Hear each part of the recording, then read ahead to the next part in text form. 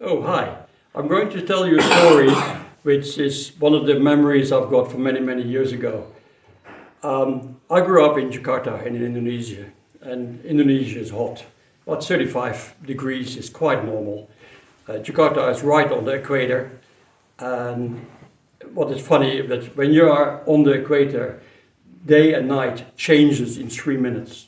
Jakarta at 7 o'clock in the evening is bright sunlight, and 5 minutes later it's pitch dark.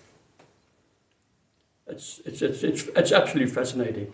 Now, because it's so warm in the evenings when my father came home from work, we used to sit on the terrace and we had sandwiches to eat and something to drink, and the wind started blowing, and in the evening it's a lot cooler, 30 degrees. And it was wonderful to sit there and listen to what people had to tell us. And one day my father told me a story. He says, tonight is a very, very special night because the Sputnik is going to fly over Jakarta. Now the date I remember clearly, it was somewhere in November 1957, and the Russians had launched the Sputnik. Now I didn't know what it was. I had no idea, I'd never heard of a Sputnik before. So my father said, well, the Sputnik is a satellite, but it's a man-made satellite.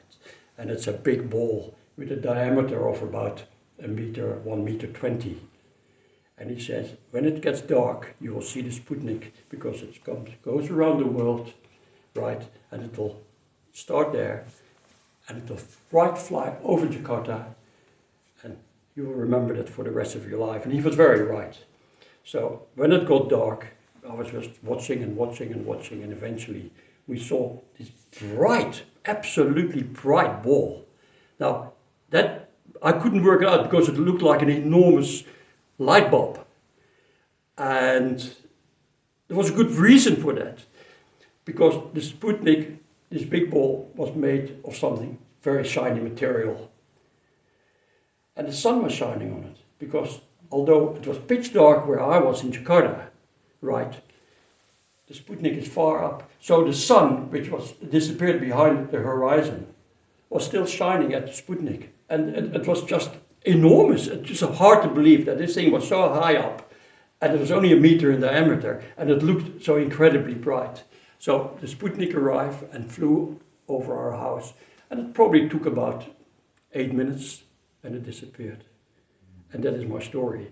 I witnessed the genuine first man-made satellite ever flying over Jakarta, and this was in November 1957. What a wonderful memory. Thank you.